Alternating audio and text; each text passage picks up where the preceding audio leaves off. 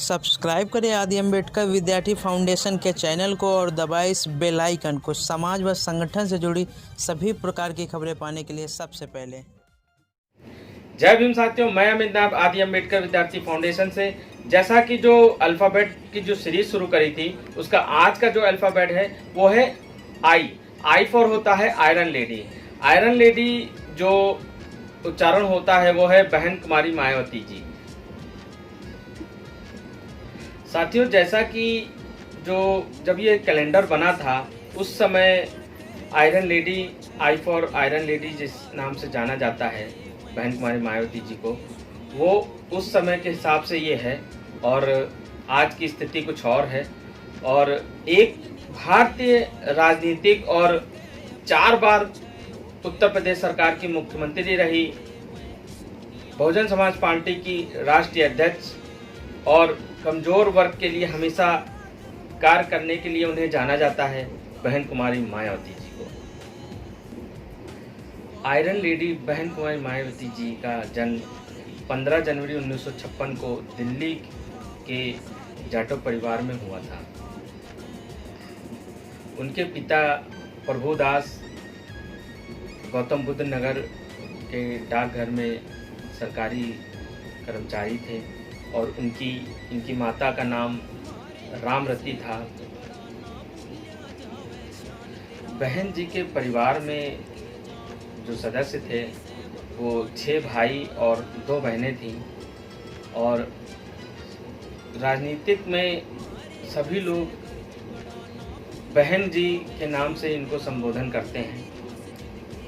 इन्होंने 1975 में दिल्ली विश्वविद्यालय की कलिंदी कॉलेज से कला में स्नातक और 1976 में उन्होंने मेरठ विश्वविद्यालय से बीएड और 1889 में इन्होंने दिल्ली विश्वविद्यालय से एलएलबी की पढ़ाई की और राजनीतिक में प्रवेश से पूर्व दिल्ली में स्कूल में एक शिक्षा के रूप में ये कार्य करती रही। इसके अलावा भी भारतीय प्रशासनिक सेवा की तैयारी करती रही। इनकी एक इच्छा थी कि आईएएस बनने की, तो उसी को लेकर काफ़ी परीक्षाओं के लिए अध्ययन। लेकिन 1970 में बहुजन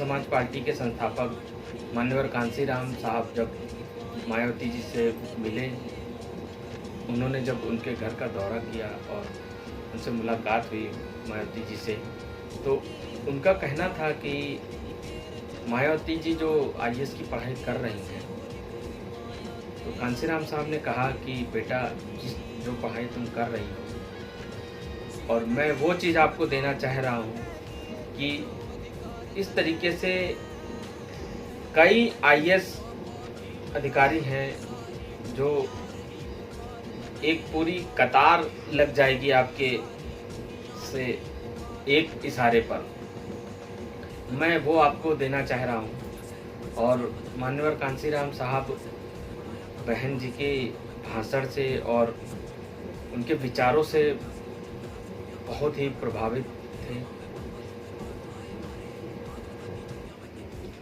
1984 में जब बहुजन समाज पार्टी की स्थापना हुई, उस समय बहन कुमारी मायावती जी पूर्ण तरीके से मतलब फुल टाइमर उसमें सदस्य के रूप में उन्होंने अपना योगदान दिया। और उन्होंने जब पहला चुनाव अभियान में उन्हें बसपा द्वारा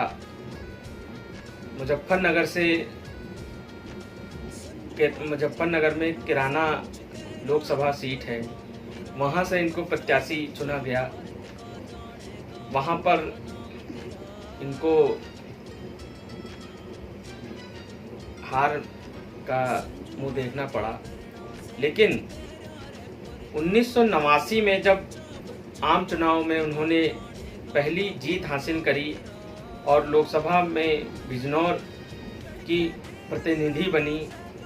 99 में पहली बार राज्यसभा सदस्य चुनी गई।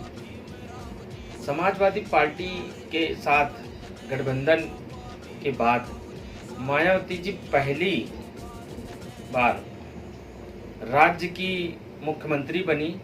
1997 में वह फिर से मुख्यमंत्री बनी, लेकिन केवल कुछ समय के लिए इसी तरह 3 मई 2002 को 2 से 29 अगस्त 2003 के दौरान में भी मुख्यमंत्री बनी। फिर से 2007 के विधानसभा चुनाव के बाद मायावती जी फिर से पूर्ण बहुमत से सत्ता में आई और उन 5 सालों में उन्होंने कमजोर वर्ग बहुजन समाज के लिए उन्होंने अनेकों कार्य किए।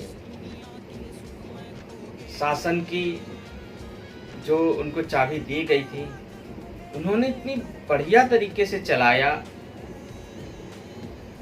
उन्होंने शिक्षा के लिए कई कॉलेज बनाए, जिसमें से एक छत्रपति साहू जी महाराज यूनिवर्सिटी है और 500 कुछ एकड़ में एक यूनिवर्सिटी बनाई थी। 501 एकड़ में जो गौतम बुद्ध यूनिवर्सिटी है वो उसको बनवाया उन्होंने। और सभी विश्वविद्यालयों में जो कोटा था कमजोर वर्ग का, जो एससी वर्ग का, अनुसूचित जाति वर्ग का, उस पर उन्होंने काम किया। और उनकी जो नीति थी, उनका कहना था कि जब एक महिला रात 12 बजे घर से निकले और वो अपने घर तक सही सलामत पहुंच जाए, तो वो उनका मिशन था और वो उनकी नीति थी। उन्होंने 5 सालों में इतना अच्छा काम किया और अच्छे अच्छे स्मारक बनवाए। लखनऊ में अंबेडकर पार्क की स्थापना की, जो बहुत भव्य है और काफ़ी उससे रेवेन्यू भी आता है। और 29 अगस्त जब उसके बाद वो चुनाव में उनको जब 5 साल उन्होंने अपना शासनकाल कंप्लीट किया और 2012 के बाद उनकी जो पार्टी थी वो थोड़ा से बैक हुई और उनको निराश होना पड़ा। लेकिन उन्होंने कई ऐसे दबंग नेता जो थे उनको उन्होंने जेल में भेजा। मायावती जी एक कुशल प्रशासक के तौर पर अगर देखा जाए तो उत्तर प्रदेश के मुख्यमंत्री के तौर पर उनका जो कार्यकाल रहा है वो कुशल और कानून व्यवस्था कायम रखने के लिए उनको जाना जाता है और उनकी प्रशंसा भी की जाती है। बात 2007 की है। मायावती जी बहुजन समाज पार्टी के एक विधायक उमाकांत यादव ने किसी की ज़मीन हड़प लिया था तो मायावती जी ने उनको तुरंत ही अपनी पार्टी से बर्खास्त किया और उस समय वो बहुजन समाज पार्टी में प्रेजेंट टाइम के वो विधायक भी थे और उनकी तत्काल उनकी गिरफ्तारी करवाई और उमाकांत जी को जेल भिजवाया। मायावती जी के कार्यकाल के कुछ आंकड़े हैं मेरे पास जो मैं बताना चाहूँगा।